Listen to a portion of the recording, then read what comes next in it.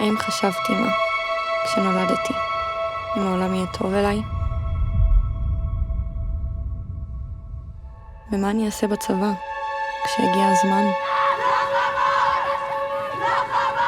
איפה להיות בצבא?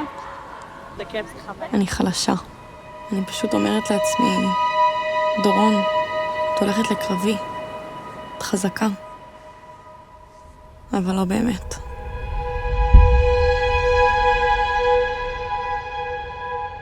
כי אני לא רוצה לעשות צבא, זה הדבר הכי פשרתי.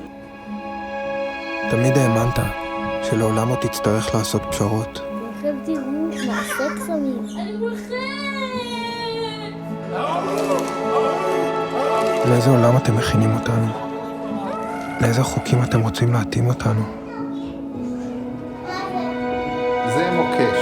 אפשר לצייר את הסמל של הצבא עם מלא של זית, אפשר לצייר חיילים וטנקים, מה שאתם מדמיינים.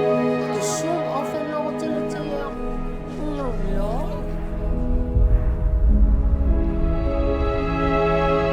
אני חושב שלא צריך להשתמש. אם מישהו יש בעיה איתי, מה שאני יופי, בעיה שלו. כולם משחקים איזה משחק שאין לי כוחות להשתתף בו. יום אחד, אשחה מחוץ לכל זה. אני מתבונן סביבי וכולם נראים לי כמו רוצחים. תנסים ירייה אחת ואז...